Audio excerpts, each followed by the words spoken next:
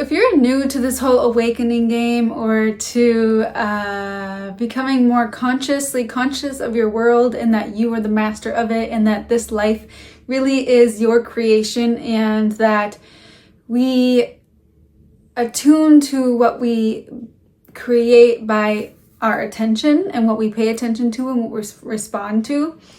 And the reason that this is often not successful for people, or we feel like we're not creating the life that we actually want, we may protest, well, I didn't want that thing that happened to me. Like, I didn't want this or that. And that's true. And yet, as an adult, yes, those bad things in childhood didn't, like, there are situations where you were just like at the whim of whatever did happen. However, as an adult now, we have to unroot, we have to clean up the soil that is your own environment, internally and externally, so that those wounded patterns do not keep showing up and manifesting scenarios and situations that you don't like anymore, that are not in your highest good. And this is what we call transcending your karma. You can go through years of karmic cycles without learning that lesson and just repeating the cycles. And we don't want that, right? Especially when the world itself is transcending so fast, like evolving. Human beings are evolving very quickly right now. And if you want to keep up with that, and if you don't want to suffer during this global shift, then that's what we're here for. Like, let's have this conversation. I'm so glad you're here. So today I'm going to talk about what symptoms come up when we start unplugging from the matrix. When we start seeing, oh my gosh, I unconsciously created most of my life. I unconsciously responded to all of these different things, and I had a choice in the matter of how to respond. And I now have a choice in how to respond moving forward.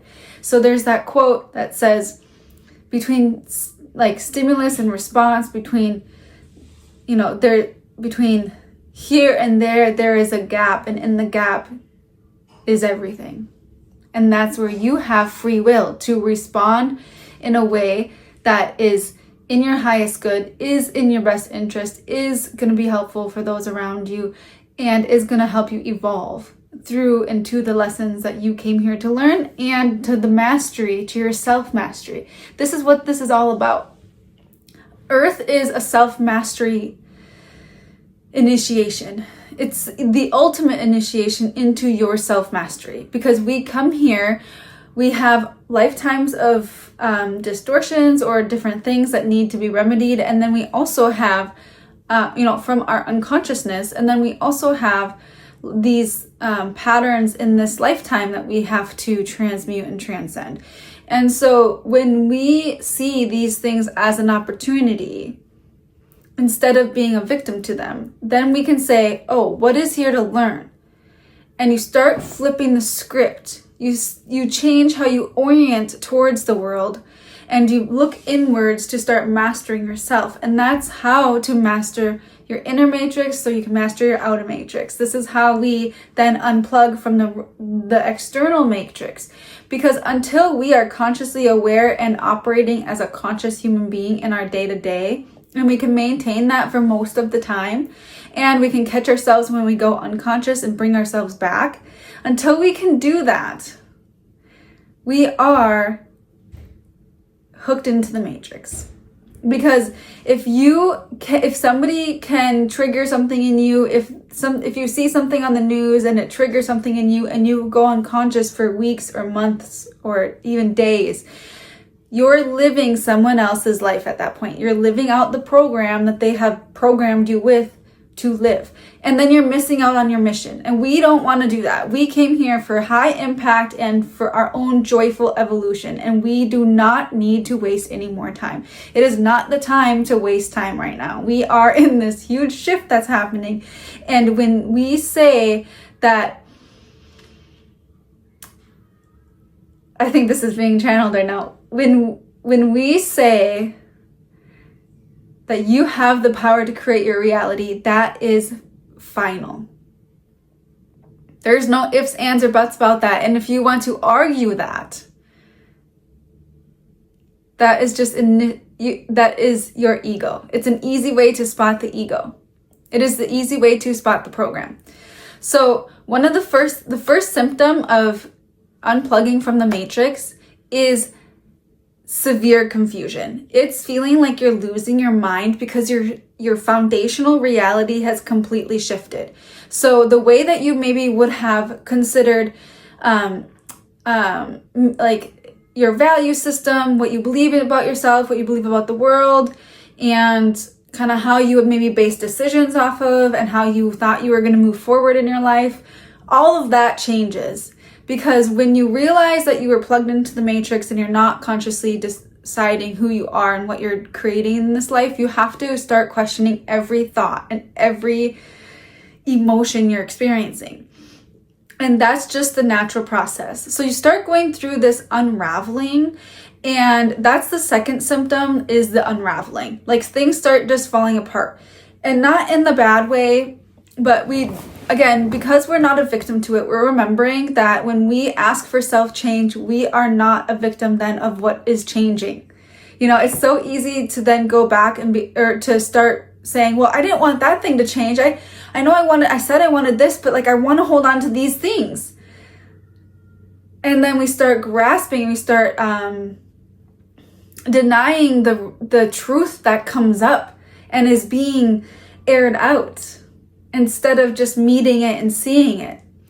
And so that's why I teach one of the most foundational things you need to learn when you're going through this process of awakening is, and this process of coming back into your own personal authority, is to steady yourself with compassion and conscious awareness. So you're observing what's happening from back here, and you're observing yourself and life from this observer standpoint, and you are the master up here, not the character being played. That's an easy way to think about it. So whenever you feel like you're starting to lose grip on who you are and what you're doing in this world, which is again normal, you can just say, okay, if I step back, if I can take some perspective on this situation, if I can take myself out of this, what is really going on? And the dichotomy of really what's happening in this space is that you're taking this perspective, which a lot of people would say enlightenment is like up here, and I'm even like, using my hands to acknowledge that it's this higher perspective. However, it's not about avoiding the humanity. When we actually take perspective, I should probably, it's just this inner wisdom. We keep coming back to this. And a lot of people get it wrong in the enlightenment or the consciousness, whatever advice out there, because instead of, they're still teaching you to be something that you're not. Like, we don't have to be this mystic that can foretell the future, or who never has ever any more emotions, and who knows exactly what they want to do for the rest of their life, and they can instantly manifest that into reality. Those are just not realistic expectations of ourselves.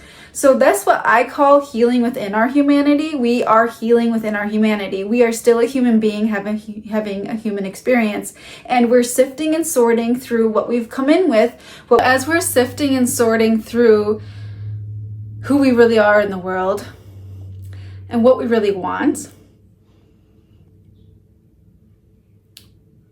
we start to contend with the things that we've always believed and that now we have to kind of challenge. And this means also like the capacity is not about being up here in the etherical world all of the time. This is really the marriage, again, as I teach, as the divine union. The divine union teaches us that the masculine and feminine, that there's dark and light, that there's duality in life, and we have to embrace both of those dualities in order to have wholeness. And that starts with having the duality within ourselves. And when we do that, then we allow for there to be infinite possibilities, because when we're actually married in the divine union, it's not this or that, it's not good or bad, it's not this option A that you're trying to decide between, or B. It's, where's the third option? Where's the third way? Where's the deeper wisdom? Where's the integration? And so when we stop trying to expect ourselves to be this like enlightened individual, what really happens then is we act, because that's just another ego program. And what happens is we then drop down into our being, and because that's really where the enlightenment's happening. We are lightening our being, our light body. And so we have to remember that actually wholeness comes from integration. We go into the darkness, we retrieve our soul, we retrieve those fractured parts of ourselves, of our psyche, and we start piecing them back together because we love ourselves, we believe in ourselves, and we know that the brokenness that we feel in the world is not ours. And we did not come here to stay broken or to feel broken. We came here to be alive. And healing will lead to aliveness. And so if you really feel like you've been doing all the things and you're like, I feel like I should be making progress by now, and you're getting frustrated with kind of the timeline of your journey, and you're feeling like this really doesn't feel any better though, I would really check what you believe healing looks like, or what you think is going to lead you to healing. Because a lot of times what's happening in the new age stuff is it's still externalized, and we need to bring that wisdom into the body and root it into our psyche and to integrate it. And then what happens when you start really living out these teachings, it's not about like all of the things that you want to, that you're trying and seeking for finally being in your life. It's actually the integration of all of these deeper parts of yourself that are keeping you from that expansive life. And so we're not reaching, we're not seeking. Being a seeker is actually an inverse reality. It's an inverse identity that keeps us stuck by seeking outside of ourselves and feeling like and embodying this identity that we're not already whole. And so when we come back to our body and we realize that with real eyes, that we are already, that we have the capacity to reorient ourselves in our own lives and recenter ourselves in our own experience in the day-to-day, like being present, being compassionate towards ourselves and others. We're not separating ourselves from the reality. We're not separating ourselves and saying, well, I don't like this and that, and if I did this today, then that means I didn't do good, I wasn't successful today. All of these kind of games or measures that we have towards whether or not we felt like we had a good day, whether we were a accomplished human being. Again, those are ego games. And so we're coming back and saying, okay, I'm in my body, I'm present, I'm not striving, I'm not seeking, I'm just present.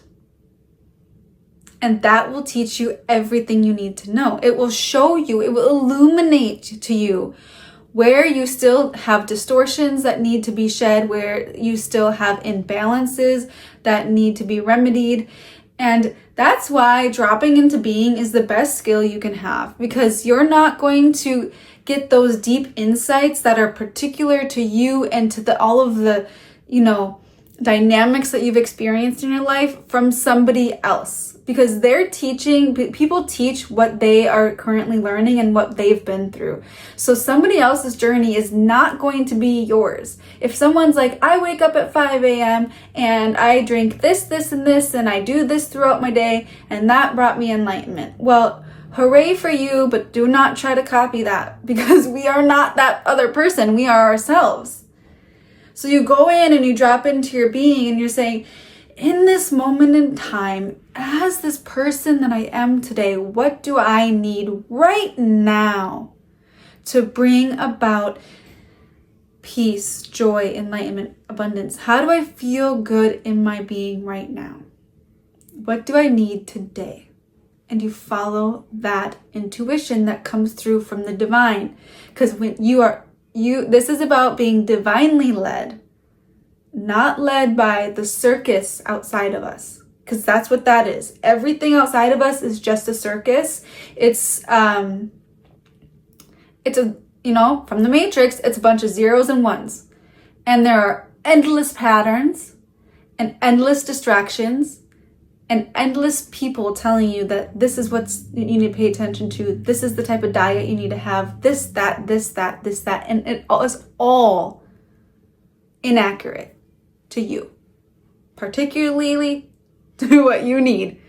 And so what you need is to have a relationship with yourself. What you need is to know yourself so deeply that when someone says something to you, or when, a piece of content comes into self-awareness and you're watching it and you're like, that doesn't sit well with me. That you can actually notice that instead of feeling inferior and then being like, oh, I need to do that. Oh my gosh. Yeah. We need to start implementing this. Again, that's from fear, right? Another symptom, I think we're on 3 or 4 or whatever the fuck. One of the symptoms, like I said earlier, was confusion. And so as you're sifting and sorting, take each moment of confusion as an opportunity to come back to yourself. Take it as, oh, I lost my center. Let me come back to myself. And the more you do that, all of those different onion layers of who you've been told to be in this lifetime start shedding. And it's okay, just let them. Just notice, wow, I'm letting that go. I really believed in that. I really identified with that or this thing, this idea. So I want you to go ahead and start dropping into being every single day. Re-study yourself. What you're doing when you come into your own being is you start being your best friend. You start strengthening those muscles towards yourself again, and doing so with compassion. And if you do so with compassion, all of the anger and grief and all of the worldly distortions towards ourselves, the anger, the blame, the shame, all of that, just let it float away from you, because it's not yours, it's not truth, it's not who you are. And it will quicken your process so much more, because you're not going through months and years of guilt, shame, blame, all of this, when it's just, that stuff is a distortion anyways. Just get rid of it up front. Just notice it. You don't need to psychoanalyze it. You just notice it and let it go. Because that's where people get trapped. They get trapped in their own trauma drama. They get trapped in these loops of what we've been told by the world. It's just so unhelpful. And so if it doesn't bring you this peace and ease, then it's probably a distortion. And learning to just let go of those things up front, if it's really important. And say you feel stuck between these two belief systems, right? Like your old belief system says one thing, but you're starting to examine this old belief system and you're like, I don't think that fits. It's actually leading me to these other pain points in different ways. And I know that that's not quite right. What can I believe in that would, remedy and allow me to grow in the same area? And you're shifting these belief systems, and maybe you're still stuck because there's something that is still holding on to this old belief system. There's some kind of identity, experience, memory, attachment to somebody in your life that you desire to maintain. And so then we say, okay, what thought, experience, or knowing, what inner knowing do I need to embody so I can let go of this attachment? Can I let go of this old program? And again, you're letting the divine and your own higher self answer, your eternal self, which is connected to the greater consciousness, which is more connected to the greater consciousness than is in this body form, okay? And so you just tap into that network of wisdom, and you will get the answers. And you just softly start letting go of these things. And it's okay if it takes you a little bit of time. Again, time doesn't really, exist. And so you're allowing yourself that grace and that the grace to move through these things as a human being, not as this perfect enlightened person. Okay? Move through it as a human being, because going into those emotions and going into that experience as a human being is what brings us the integration. So generally, to sum up these teachings, when you're going through your awakening process, when you really start accepting that you have full responsibility over what you create with your energy, what you pay attention to, what you act upon, what you decide to engage in with your life force, we have a lot of confusion. You're re-establishing your foundational belief systems. You're having some detox symptoms from the old beliefs. and you're going to want to like grasp onto them or like have an intense reaction and emotion towards them to try to hold on. You're going to have to let that detox process happen without re-engaging, and while you're forming your new belief systems. And you're going to then have a lag of time between like your new belief systems really taking root and you creating your own self-sovereignty and refocusing here, and you're building this with self-compassion and awareness. And that's what to do with your energy, is to just keep focusing, refocusing here. You're going to notice a lot of, maybe some boredom. You're going to realize that maybe, at least I did, there's a lot of habitual like habits, thoughts, emotions, energies. Like I used to only be able to create out of an energy of like fear, adrenaline, wanting to make sure I'm surviving in the world, right? Like all of those programmed fears, which we're all initiated into in this modern life. And so you're gonna have a period of like, what do I really want to put my energy into? What do I really believe in for myself? What is my purpose here? And how do I keep redirecting myself back to that, recentering yourself, and then creating from a place of inspiration and joy and passion and purpose. And that's the redirection that's happening while you are letting go of the programs. If you can, just let it be easy, let it be fun, let it be curious, so that you're not freaking out so much, right? Like let the curiosity and compassion lead you. Oh, what's here now today? Oh, wow, that's interesting. I hadn't thought about that for a while. I didn't know it went that deep. Wow, interesting. Like just keep going with it and sending yourself so much love. Coming back into your body, stilling your body, integrating the mental with the body. It's really important. So as you do that, after those die-off symptoms from not reacting like you used to, once your brain kind of recalibrates to this ease and joy and expansion and personal purpose, you'll start feeling like, oh wow, I'm moving with more intention. Things are slower. I can actually engage, in ways that I hadn't in life, and things feel more meaningful. That's a good sign. That's what you want. So let me know how it goes.